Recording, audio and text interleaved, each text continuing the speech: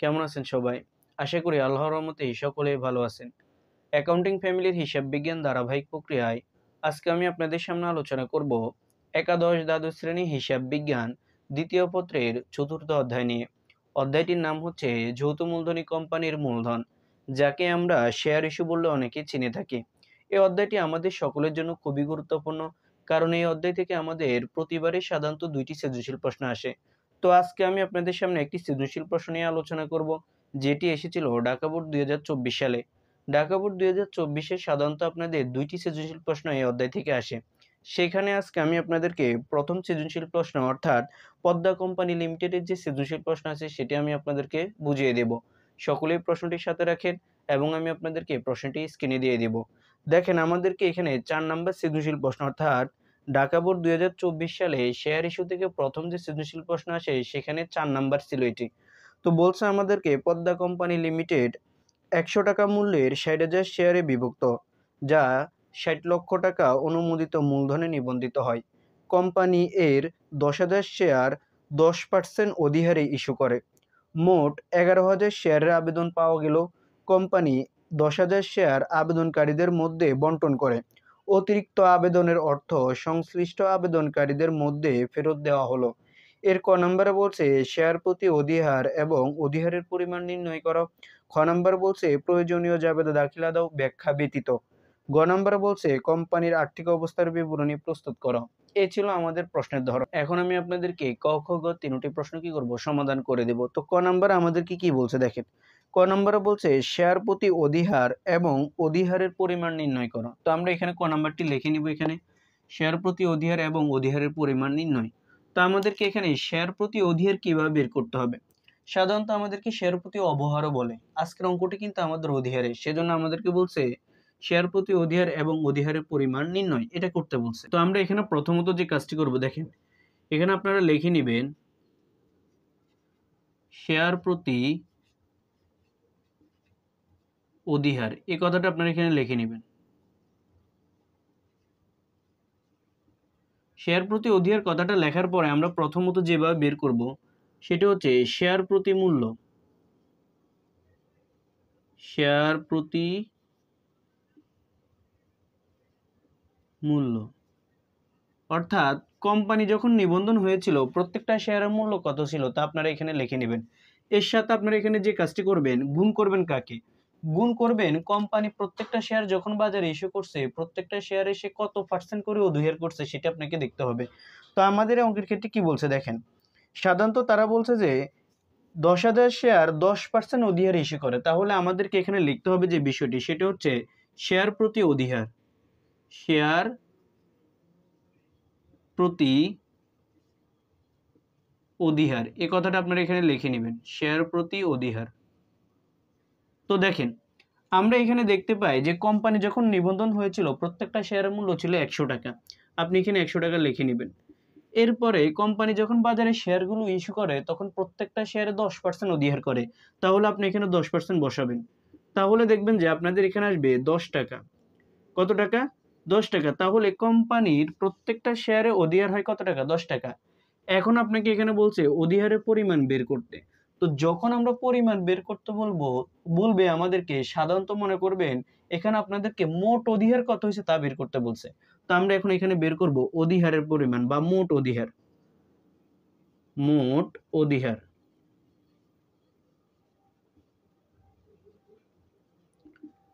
তো দেখেন এখন আমাদেরকে এখানে যে বিষয়টি বুঝতে হবে যে আমরা অধিহার, মোট অধিহার কত হয়েছে সেটি আমরা কিভাবে বুঝবো? খুবই গুরুত্বপূর্ণ একটি বিষয়। সেটি হচ্ছে দেখেন আমরা এখানে যে কাজটি করব লিখব বিলিকৃত শেয়ার। বিলিকৃত শেয়ার সংখ্যা আপনি গুণ করবেন যে শেয়ার প্রতি অধিহার দ্বারা। এই যে শেয়ার প্রতি অধিহার হয়েছে তা দ্বারা গুণ করবেন। শেয়ার প্রতি অধিহার, শেয়ার প্রতি অধিহার এটি দ্বারা আপনি গুণ করে ফেলবেন। এখন আসেন বিলিকৃত শেয়ার সংখ্যা বলতে আমরা কি বুঝবো? ভালো করে মনে রাখেন, কোম্পানি যখন শেয়ারগুলো ইস্যু করবে ওই ইস্যুকৃত শেয়ার থেকে কোম্পানি কতগুলো শেয়ার জনসাধারণ নিকট বিলি করবে ওই বিলিকৃত শেয়ারের সংখ্যা আপনাকে এখানে বসাতে হবে। আমাদের এই অঙ্কের ক্ষেত্রে কোম্পানি ইস্যু করে কত? ১০,০০০ শেয়ার। এই 10,000 শেয়ারে সে কি করতে পারবে? জনসাধারণ নিকট বিলি করতে পারবে। সেজন্য কোম্পানি যে শেয়ারটি ইস্যু করবে সেই শেয়ারটি হয়ে যাবে আমাদের জন্য বিলিকৃত শেয়ার এবং ইস্যুকৃত শেয়ার।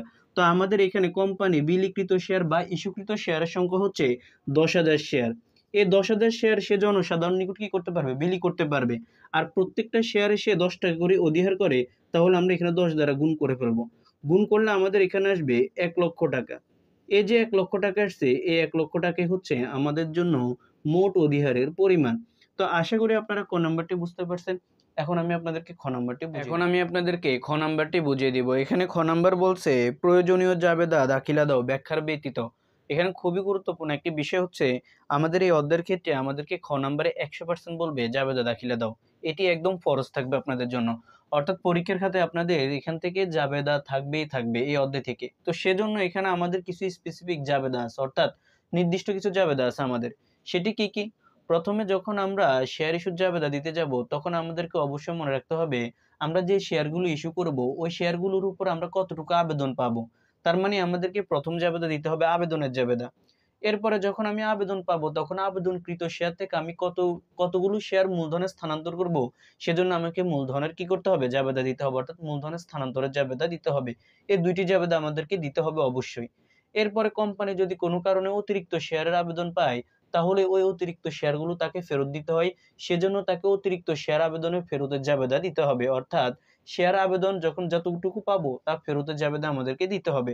এরপরে আমাদেরকে যে জিনিসটি মনে রাখতে হয় সেটি হচ্ছে যদি অবলোকিকুর কমিশন থাকে তাহলে আমাদেরকে জাবেদা দাখিলে দিতে হয়। প্রাথমিক খরচ অথবা ব্যাংক চার্জ যদি থাকে তাহলে আমাদেরকে জাবেদা দাখিলে দিতে হয়। আজকের অঙ্কে আমাদেরকে 3টি জাবেদা দিতে হবে। একটি হচ্ছে আমি শেয়ার আবেদন পাইছি কতগুলা, দ্বিতীয় হচ্ছে আমি মূলধনে স্থানান্তর করব কত টাকা, এবং তৃতীয় হচ্ছে আমি যতটুকু অতিরিক্ত শেয়ার পেয়েছি ততটুকু অতিরিক্ত শেয়ার অর্থ আমাদেরকে ফেরত দিতে হবে। এই জিনিসগুলো ভালো করে মাথায় রাখেন। এখন আসেন জাবেদা দেওয়ার সময় আমরা অবশ্যই জাবেদার ঘরটি করে নিব। তারিখ, বিবরণ, খতিয়ান পৃষ্ঠা, ডেবিট টাকা, ক্রেডিট টাকা। অঙ্কে কিন্তু তারিখ নেই, তারপরেও কিন্তু আপনাকে তারিখের ঘর দিতে হবে, কারণ জাবেদার বৈশিষ্ট্য হচ্ছে ঘরের বৈশিষ্ট্য হচ্ছে 5টি, অর্থাৎ 5টি ঘর করতে হয় আমাদেরকে। এখন আসেন আমরা এখানে যেহেতু জাবেদা দিব, প্রথমে কি জাবেদা দিব? প্রথমে জাবেদা দিব কোম্পানি কতগুলো শেয়ার ইস্যু করছে, ওই ইস্যুকৃত শেয়ার উপরে সে কতগুলো শেয়ারের আবেদন পাইছে। দেখেন আজকের অঙ্কে আমাদের কোম্পানি বলছে যে কোম্পানির 10,000 শেয়ার 10% অধিহারে ইস্যু করে। তার মানে কোম্পানি এখানে 10,000 শেয়ার ইস্যু করে। এখন আসেন এখানে বলছে মোট 11,000 শেয়ারের আবেদন পাওয়া গেল। এই যে 11,000 শেয়ারের আবেদন পাওয়া গেল, এই 11,000 শেয়ার আবেদনের জন্য আপনাকে অবশ্যই কি করতে হবে? প্রথমে জাবেদা দাখিলে দিতে হবে। অর্থাৎ আমি 10,000 শেয়ার ইস্যু করছি, 11,000 শেয়ারের আবেদন পাইছি, তাহলে আমাকে অবশ্যই আবেদনের জাবেদা আগে দিতে হবে। তো জাবেদা কিভাবে দিবেন দেখেন, এখানে প্রথমে লিখবেন আপনারা ব্যাংক হিসাব।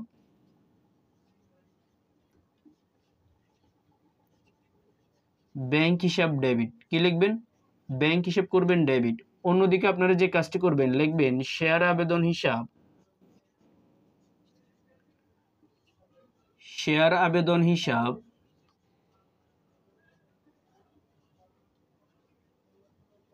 ক্রেডিট। শেয়ার আবেদন হিসাব কি? ক্রেডিট। এটি আমরা এখানে লিখে নিব। তো দেখেন আমরা এখানে যে আবেদনটি কেন দিয়েছি, যে ব্যাংক হিসাব ডেবিট, শেয়ার আবেদন হিসাব ক্রেডিট, এটি আমাদেরকে বুঝতে হবে। একটি অঙ্ক বুঝলে আপনারা এখান থেকে সবগুলো অঙ্ক করতে পারবেন। তো আমাদের এখানে মনে রাখতে হবে যে যখনই আমরা শেয়ার আবেদন পাবো তখন জাবেদা হবে ব্যাংক হিসাব ডেবিট, শেয়ার আবেদন হিসাব ক্রেডিট। কারণ কেন? যখন আমি শেয়ারগুলোর আবেদন পাবো তখন আবেদনকৃত অর্থ কিন্তু আমার ব্যাংক অ্যাকাউন্টে জমা হবে, যার কারণে আমার ব্যাংকের সম্পদ বৃদ্ধি পাবে। অন্যদিকে আমি যাদের থেকে আবেদন পেয়েছি তাদেরকে যতদিন আমি শেয়ারগুলো বুঝিয়ে না দিব ততদিন পর্যন্ত আমি তাদের কাছে দায়বদ্ধ। সেজন্য শেয়ার আবেদন হিসেবকে আমরা লিখব ক্রেডিট দিকে, এটা আমার জন্য একটি দায়। এখন প্রশ্ন হচ্ছে যে স্যার আমরা এখানে কত টাকা বসাবো ডেবিট দিকে? ভালো করে মনে রাখেন আমরা এখানে প্রথমত শেয়ার 10,000 ইস্যু করছি, আবেদন পেয়েছি কত? 11,000 শেয়ারে। তাহলে আমরা এখানে অবশ্যই 11,000 বসিয়ে দিব, কারণ 11,000 শেয়ারের আবেদন পেয়েছি। এরপর আমরা এখানে গুণ করব কত দ্বারা? খুবই গুরুত্বপূর্ণ, আমাদেরকে একটি বিষয় ভালো করে বুঝতে হবে। আমি যখন বাজারে শেয়ার আমি যখন নিবন্ধিত হই, দেখেন কোম্পানি যখন নিবন্ধিত হয় তখন কোম্পানি এক একটি শেয়ারের মূল্য ছিল কত? এক একটি শেয়ারের মূল্য ছিল 100 টাকা। এখানে সে বলছে যখন 10,000 শেয়ার তারা ইস্যু করে 10% অধিহার করে, তাহলে 10% আসছে আমাদের কত? 10 টাকা। তাহলে কোম্পানি প্রত্যেকটা শেয়ার বাজারে ইস্যু করে 110 টাকা করে। অধিহার মানে কি? অধিহার মানে হচ্ছে শেয়ারের মূল্য বৃদ্ধি। তার মানে এখানে কোম্পানি যখন 100 টাকা করে নিবন্ধিত হয়, প্রত্যেকটা শেয়ার ইস্যু করার সময় সে 10% অধিহারে করে। যদি অবহার বলতো তাহলে 10% এখান থেকে বিয়োগ যেত 10। এখন যেহেতু অধিহার বলছে তাহলে 100 টাকার সাথে আমাদেরকে 10 টাকা অধিহার যোগ করে প্রত্যেকটা শেয়ার সে বাজারে ইস্যু করে 110 টাকা করে। তাহলে আমাদের এখানে আবেদন আসবে 110 টাকা করে। কারণ আমি যত টাকা করে ইস্যু করব তত টাকা করে তো অবশ্যই আমার কাছে আবেদন আসবে। সেজন্য আমরা এখানে কি করব 110 দ্বারা গুণ করে ফেলব। তাহলে 11,000 শেয়ার দেখেন, 11,000 শেয়ার গুণ করব আমরা 110 টাকা দ্বারা। তাহলে আমাদের এখানে আসবে 12,10,000 টাকা। 12,10,000 টাকা। এটি আমরা এখানে বসিয়ে দিব। এরপরে এটিকে আমরা ক্রেডিট দিকে লিখে ফেলব 12,10,000 টাকা। আশা করি আমি আপনাদেরকে প্রথম জাবেদাটি বুঝাতে পেরেছি। এখানে ব্যাখ্যা লিখবেন শেয়ার আবেদন পাওয়া গেল যদি আপনাদেরকে ব্যাখ্যা বলে। এরপরে আমাদেরকে এখানে যে জাবেদা দিতে হবে সেটা হচ্ছে এই যে আমি শেয়ার আবেদন পাইছি, এই শেয়ার আবেদন অর্থ আমি এখন মূলধনে স্থানান্তর করব। তো কিভাবে দেখেন, লিখবো আমরা এখানে শেয়ার আবেদন হিসাব ডেবিট, শেয়ার আবেদন হিসাব ডেবিট। এরপরে লিখব শেয়ার অধিহার হিসাব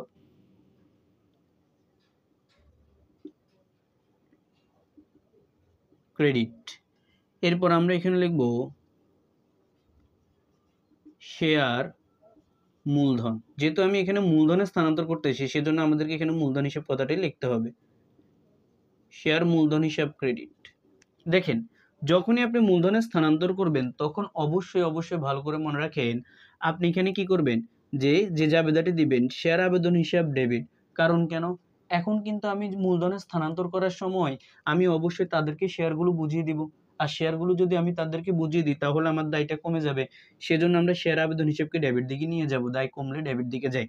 এরপরে দেখেন শেয়ার অধিহার। অধিহার মানে হচ্ছে কি, অধিহার মানে হচ্ছে এটি একটি মূলধন জাতীয় আয়। ভালো করে মনে রাখেন, অধিহার হচ্ছে একটি কোম্পানির জন্য মূলধন জাতীয় আয়। এটি শেয়ার হোল্ডারদের আয়ের পরিমাণকে বৃদ্ধি করে। সেজন্য শেয়ার অধিহার আমাদের সবসময় ক্রেডিট দিকে চলে যাবে। এই জিনিসটি ভালো করে একটু মনে রাখতে হবে। শেয়ার মূলধন হিসাব ক্রেডিট, মূলধন সবসময় ক্রেডিট দিকে যাবে, এটা আমরা সকলে ভালো করে জানি। কিন্তু আমাদের সমস্যা হচ্ছে আমরা এখানে টাকাটা বসাতে আমাদের সমস্যা হয়।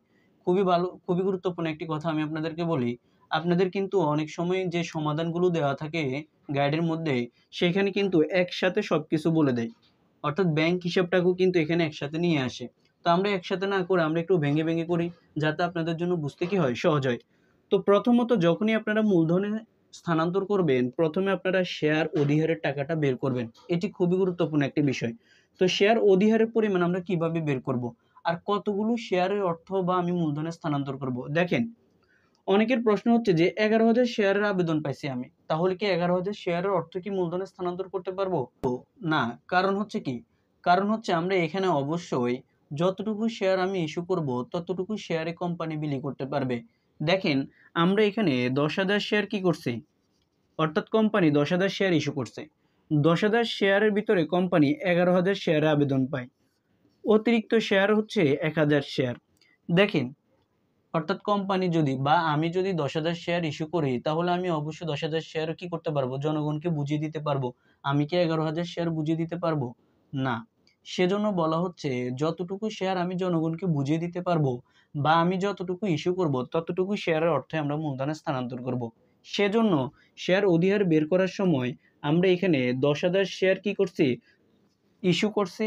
এই 10,000 শেয়ারই এখন আমি জনগণকে বুঝিয়ে দিতে পারবো। সেজন্য আমরা এখানে 10,000কে অধিহারের পরিমাণ ছিল আমাদের 10 টাকা। প্রত্যেকটা শেয়ারে ক নাম্বারে আমি আপনাদেরকে দেখিয়েছি। তাহলে আপনারা এখানে গুণ দিয়ে দিলে দেখবেন যে 1 লক্ষ টাকা আছে। অধিহারের পরিমাণ ক নাম্বারে আমি আপনাদেরকে 1 লক্ষ টাকা দেখিয়ে দিয়েছি।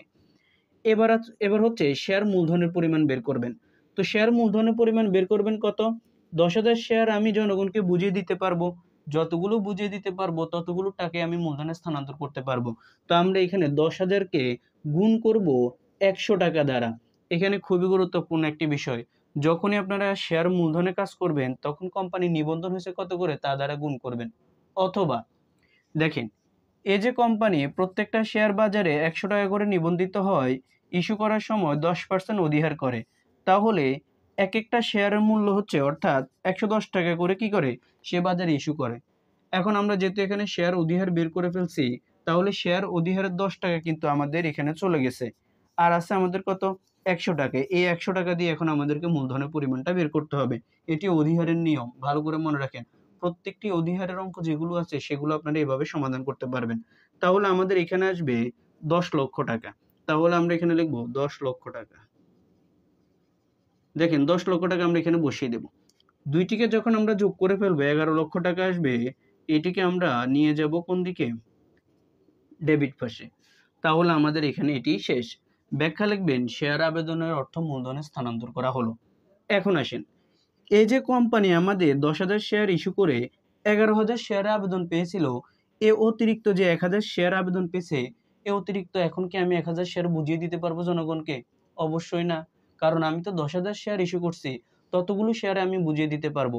যেহেতু আমি এখানে 10,000 শেয়ার ইস্যু করছি, সেজন্য আমরা কখনোই 1,000 শেয়ার যে অতিরিক্ত পাইছি, এই 1,000 শেয়ার তাদেরকে বুঝিয়ে দিতে পারবো না। এখন আমাকে কি করতে হবে? এই অতিরিক্ত শেয়ারগুলো ফেরত দিতে হবে। সেম কাজ তারা বলছে কি দেখেন, বলছে যে অতিরিক্ত আবেদনকৃত সংশ্লিষ্ট আবেদনকারীদের মধ্যে কি করা হয়? ফেরত দেওয়া হয়। এই যে 1,000 টাকা আমরা অতিরিক্ত শেয়ার আবেদন পাইছি, এটা আবার ফেরত দিয়ে দিছি। এখন ফেরত দিলে আমাদেরকে কি জাবেদা দিতে হবে? দেখেন, আমরা যখন শেয়ার আবেদন পাই তখন জাবেদা দিয়েছিলাম ব্যাংক হিসাব ডেবিট, শেয়ার আবেদন হিসাব ক্রেডিট। এখন যদি আমি এই শেয়ারগুলো আবার ফেরত দিয়ে দিই, তাহলে জাবেদাটি আমাদের কি হয়ে যাবে? উল্টো হয়ে যাবে। তো আমাদের এখানে হবে শেয়ার আবেদন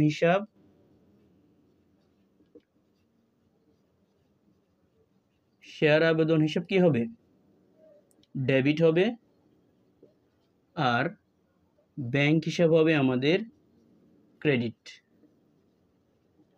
দেখেন, এই যে আমরা এখানে আবেদন পাওয়ার সময় যে জাবেদা দিছি, এখন আমরা ওই যে অতিরিক্ত 1,000 শেয়ার আবেদন পাইছি, এটা এখন ফেরত দিয়ে দিব। তাহলে ফেরত দিবে, এখানে আমরা ফেরতের জাবেদা দিচ্ছি এখানে। তাহলে 1,000 শেয়ার আমরা ফেরত দিব। প্রত্যেকটা শেয়ার আমরা কত টাকা করে ফেরত দিব? আপনি আবেদন পেয়েছিলেন কত করে? 110 টাকা করে। তাহলে অবশ্যই জনগণকে 110 টাকা করে 1,000 অতিরিক্ত শেয়ার ফেরত দিতে হবে। যদি 100 টাকা করে দেন তাহলে কিন্তু মাইর অবশ্যই। তাহলে আমরা এখানে অবশ্যই 110 টাকা করে, যত টাকা করে আবেদন পাবো তত টাকা করে আবেদনের অর্থটা ফেরত দিয়ে দেব। তাহলে আমাদের এখানে কত আসে? আমাদের এখানে আসবে যে 1,10,000 টাকা। এটি আমরা এখানে বসাবো। তাহলে এটি আমরা ডেবিট দিক এবং ক্রেডিট দিকে বসিয়ে দেব। তো সাধারণত আমাদেরকে এভাবে জাবেদাগুলো করতে হবে। তো এখানে লিখবেন যে আপনি শেয়ার আবেদনের অতিরিক্ত অর্থ ফেরত দেওয়া হলো। এটি লিখতে পারেন আপনারা। তো আশা করি আপনারা জাবেদাটি বুঝতে পারছেন। এখন আপনাদেরকে গ নাম্বারটি ভালো করে বুঝতে হবে, আর্থিক অবস্থার বিবরণী। তো তার আগে আপনাদেরকে একটা জিনিস বুঝতে হবে, আমরা আর্থিক অবস্থার বিবরণী যখন করতে যাব তখন আমাদের একটি চলতি সম্পদ লাগে।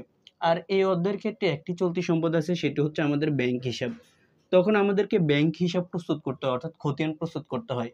তো যখনই আপনারা আর্থিক অবস্থার বিবরণী করতে যাবেন, তখন ব্যাংকের ঘরে ডেবিট দিক থেকে আপনারা এখানে দেখেন তো ব্যাংক হিসাব আর কোথায় আছে? জাবেদা এখানে ক্রেডিট দিকে আছে। তাহলে ডেবিট থেকে ক্রেডিট আমরা বিয়োগ করে ফেললে ব্যাংক হিসাবের উদ্বৃত্তটা আমরা এখানে পেয়ে যাব। ডেবিট ক্রেডিট যদি না মিলে তাহলে আপনি অবশ্যই বিয়োগ করে ফেলবেন। এখানে ব্যাংক আছে ক্রেডিট দিকে, আর এখানে ব্যাংক আছে ডেবিট দিকে। তাহলে 12,10,000 টাকা থেকে 1,10,000 বিয়োগ করে ফেলবেন। তাহলে আপনাদের কি চলে আসবে? আপনাদের ব্যাংক হিসাবের উদ্বৃত্তটা চলে আসবে, যা আপনাদের আর্থিক অবস্থার বিবরণীতে যাবে। তো এখন আমি আপনাদেরকে গ নাম্বারটি বুঝিয়ে দিব। গ নাম্বার বলছে কোম্পানি আর্থিক অবস্থার বিবরণী প্রস্তুত করো। তো আমরা এখানে অবশ্যই ঘর করে নিব, লিখে নিব আর্থিক অবস্থার বিবরণী, বিবরণ টাকা টাকা টাকা। এভাবে আমরা অবশ্যই টাকার ঘরটি 3টি করব। আর্থিক অবস্থার বিবরণীতে টাকার ঘর কয়টি হবে? 3টি হবে। এখন আসেন, আমাদের প্রথমে আসবে সম্পদ সমূহ। তো আমরা এখানে লিখে নিব সম্পদ সমূহ। সম্পদ সমূহের ভিতরে আমাদের যেটি আসবে, প্রথমত আমরা সকলে জানি সম্পদ হচ্ছে আমাদের জন্য কি? চলতি সম্পদ, স্থায়ী সম্পদ, তারপর হচ্ছে আমাদের জন্য দীর্ঘমেয়াদী সম্পদ। তো এই ক্ষেত্রে আমাদের সাধারণত দুইটি সম্পদ থাকে, একটি হচ্ছে চলতি সম্পদ আর একটি হচ্ছে স্থায়ী সম্পদ। যখন আমরা কোনো একটি শেয়ার ইস্যুর মাধ্যমে কোনো একটি স্থায়ী সম্পদ ক্রয় করব, তখন সেটি এখানে থাকবে। কিন্তু আজকের অঙ্কে আমাদের কোনো স্থায়ী সম্পদ নেই, আমাদের এখানে আছে কি? চলতি সম্পদ। তো চলতি সম্পদ শুধু আমাদের এই অধ্যায়ের ক্ষেত্রে একটি চলতি সম্পদ আছে। এখানে লিখবেন আপনারা চলতি সম্পদ। একটি চলতি সম্পদ আছে আমাদের, সেটি হচ্ছে ব্যাংক জমা বা ব্যাংক উদ্বৃত্ত। এই কথাটা আপনারা এখানে লিখে নেবেন। ব্যাংক উদ্বৃত্ত। কিভাবে ব্যাংক উদ্বৃত্ত বের করব? আমি আপনাদেরকে বলে দিছিলাম যে আপনারা ডেবিট দিকে আপনারা কি করবেন? ডেবিট দিক থেকে ক্রেডিট দিক বিয়োগ করে ফেলবেন জাবেদা থেকে। তাহলে দেখবেন যে আপনাদের এখানে আসবে ১১ লক্ষ টাকা। ভালো করে এই নোটটি আপনাদেরকে মনে রাখতে হবে যে আপনাদেরকে অবশ্যই ব্যাংক উদ্বৃত্তটা বের করতে হবে। কিভাবে? ডেবিট দিকে আছে ১২,১০,০০০ টাকা। দেখেন আপনারা দেখবেন জাবেদায় ডেবিট দিকে দেওয়া আছে ১২,১০,০০০ টাকা। তার থেকে আপনারা ১,১০,০০০ টাকা বিয়োগ করে ফেলবেন। তাহলে দেখবেন যে আপনাদের এখানে আসবে ১১ লক্ষ টাকা। দেখেন আমাদের এক্ষেত্রে কি, কি আসে? যে আমাদের সম্পদ আসে, এরপরে আমাদের এখানে আসে অলীক সম্পদ। অলীক সম্পদ কি? সেটা হচ্ছে শেয়ার অবহার, প্রাথমিক খরচ, তারপর হচ্ছে ব্যাংক চার্জ, এগুলো আমাদের এখানে চলে আসে। কিন্তু এই অঙ্কের ক্ষেত্রে আমাদের ব্যাংক চার্জ নেই, প্রাথমিক খরচ নেই, শেয়ার অবহার বা শেয়ার বাট্টা এগুলো আমাদের এখানে নেই। তার মানে আমাদের এখানে আর কোনো সম্পদেই আসবে না। তো আমাদেরকে এখানে কি করতে হবে? আমাদেরকে এখানে যে চলতি সম্পদ পাইছি সেটি আমাদেরকে এখানে নামাতে হবে। এই চলতি সম্পদে ১১ লক্ষ টাকায় হয়ে যাবে আমাদের জন্য মোট সম্পদ। মোট সম্পদ। তো আশা করি আপনারা মোট সম্পদের দিক বুঝতে পারছেন। এরপর আপনারা এখানে লিখবেন শেয়ার হোল্ডারদের শর্ত। শেয়ার হোল্ডারদের শর্ত ও দায় সমূহ, এই কথাটা আপনি এখানে লিখে নেবেন। এটি লেখার পরে আপনাদেরকে খুবই গুরুত্বপূর্ণ বিষয়গুলো বুঝতে হবে। এখানে এই ধারাবাহিক কিছু বিষয় আছে। সেটি প্রথমত হচ্ছে আপনাদের এখানে আসবে অনুমোদিত মূলধন। প্রথমে কি আসবে? অনুমোদিত মূলধন। এই বিষয়টি আপনাদেরকে অবশ্যই এখানে নিয়ে আসতে হবে। তো অনুমোদিত মূলধন যখন আপনারা এখানে বসাবেন, তখন আপনারা অবশ্যই এখানে হেডিংটি করার পরে লিখবেন প্রতিটি ১০০ টাকা মূল্যের ১০০ টাকা মূল্যের ৬০,০০০ শেয়ার। দেখেন আমি এখানে কথাটা আগে লিখে ফেলছি। লেখার কারণ কি দেখেন, অনুমোদিত মূলধন বলতে বোঝানো হচ্ছে কোম্পানি নিবন্ধনের সময় কতগুলো শেয়ার নিয়ে সে নিবন্ধিত হয়েছে, আর প্রত্যেকটা শেয়ারের মূল্য ছিল কত? ১০০ টাকা। আমাদের এই কোম্পানিটি ৬০,০০০ শেয়ার নিয়ে নিবন্ধিত হয়, প্রত্যেকটা শেয়ারের মূল্য ছিল ১০০ টাকা। তাহলে আমরা দুইটিকে যখন গুণ করে ফেলবো তখন আমাদের ৬০ লক্ষ টাকা আসবে অনুমোদিত মূলধন। তাহলে দেখেন এই ৬০ লক্ষ টাকা কিন্তু আপনাদের প্রশ্নের ভিতরে তারা দিয়ে দিয়েছে। এটাকে আপনি জাস্ট এখানে লিখে ক্লোজ করে ফেলবেন। কিন্তু এখানে লিখতেই হবে অবশ্যই। এটা কিন্তু আপনার আর্থিক অবস্থার কিন্তু কোনো প্রভাব পড়বে না। আপনাকে এটি কিন্তু দেখাতে হবে তারপরেও। এরপরে দেখেন, আপনারা এখানে লিখবেন ইস্যুকৃত শেয়ার। কি লিখবেন? ইস্যুকৃত ইস্যুকৃত ও বিলিকৃত মূলধন। ইস্যুকৃত ও বিলিকৃত মূলধন। এই কথাটা আপনাকে এখানে লিখতে হবে। ইস্যুকৃত ও বিলিকৃত মূলধনের হেডিংটি করার পর আপনি এখানে লিখবেন প্রতিটি ১০০ টাকা মূল্যের ১০,০০০ শেয়ার। ১০,০০০ শেয়ার। দেখেন, এখন অনেকে আপনারা এখানে যে প্রশ্নটি করেন এবং আপনারা যে ভুলটি করেন সবচেয়ে বেশি, সে বিষয়টি হচ্ছে ইস্যুকৃত মূলধন ও বিলিকৃত মূলধন দুইটি কথাই এক। অর্থাৎ আমি যতগুলো ইস্যু করব ততগুলি তো আমি বিলি করতে পারবো। সেজন্য আমরা এখানে ১০,০০০ শেয়ার ইস্যু করছি, ১০,০০০ শেয়ার আমরা বিলি করতে পারবো।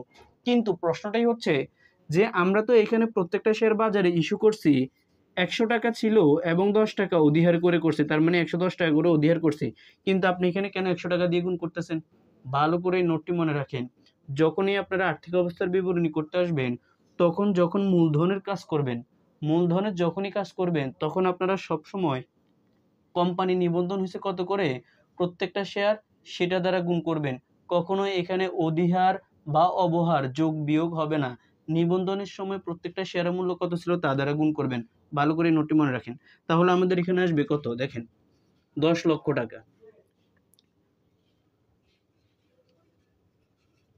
এই ১০ লক্ষ টাকা আমরা এখানে বসিয়ে এটিকেও আমরা ক্লোজ করে ফেলবো। এটিও কিন্তু আমাদের কোনো প্রভাব পড়বে না আর্থিক অবস্থা বিবরণীতে।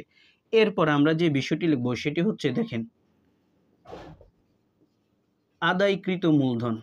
আদায়কৃত মূলধন, অর্থাৎ কোম্পানি কতগুলো শেয়ারের অর্থ মূলধনে স্থানান্তর করছে বা আদায় করছে, এটি আপনারা এখানে লিখে নেবেন।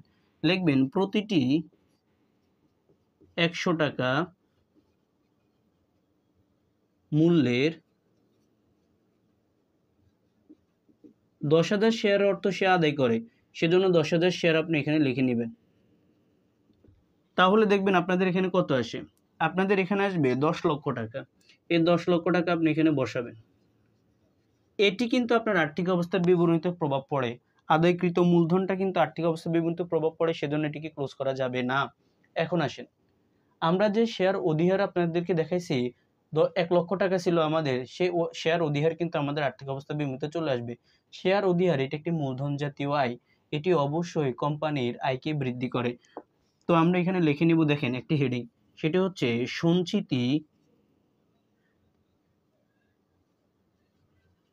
সঞ্চিতি ও উদ্বৃত্ত। এই হেডিংটা আপনারা এখানে করে নেবেন। এটি করার পর আপনারা এখানে লিখবেন শেয়ার অধিহার। শেয়ার অধিহার, তো শেয়ার অধিহারের উদ্বৃত্ত কত ছিল, ক নাম্বারও দেখিয়েছি, জাবেদার মধ্যে আপনারা দেখতে পাবেন ক্রেডিট দিকে 1 লক্ষ টাকা ছিল, এই 1 লক্ষ টাকা আপনি এখানে বসিয়ে দেবেন। দেখেন আমাদের আর কোনো কিছুই কিন্তু এখানে আর্থিক অবস্থা বিবরণীতে আসবে না। তো আমরা এখন কি করব, আমরা এখানে উপরে দুইটি 10 লক্ষ টাকা এবং 1 লক্ষ টাকা আমরা যোগ করে ফেলবো, তাহলে আমাদের এখানে আসবে 11 লক্ষ টাকা।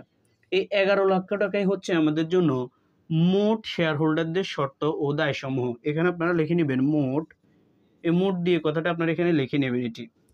তো দেখেন আমরা এখানে কিভাবে বুঝবো যে আমাদের অঙ্কটি হয়েছে, আমাদের সম্পদ 11 লক্ষ টাকা এবং আমাদের শেয়ার হোল্ডারদের দায় এবং মালিকানা শর্ত কি আছে, 11 লক্ষ টাকা আছে, তার মানে আমাদের অঙ্কটি সঠিক আছে। তো আমি আশা করি আপনারা খুব সহজে ঢাকা বোর্ড 2024 প্রশ্নটি বুঝতে পারছেন।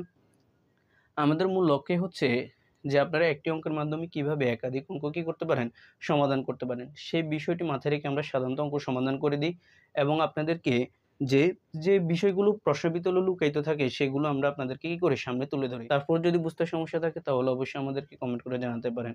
আর আমাদের চ্যানেলটিকে সাবস্ক্রাইব করে অবশ্যই আপনার বন্ধুদের মাঝে শেয়ার করে দেবেন। আর আমরাও অতি দ্রুত ইনশাআল্লাহ লাইভ ক্লাস শুরু করব। সকলে আমাদের চ্যানেলটির সাথে থাকবেন, সুস্থ থাকবেন, ভালো থাকবেন। আসসালামু আলাইকুম।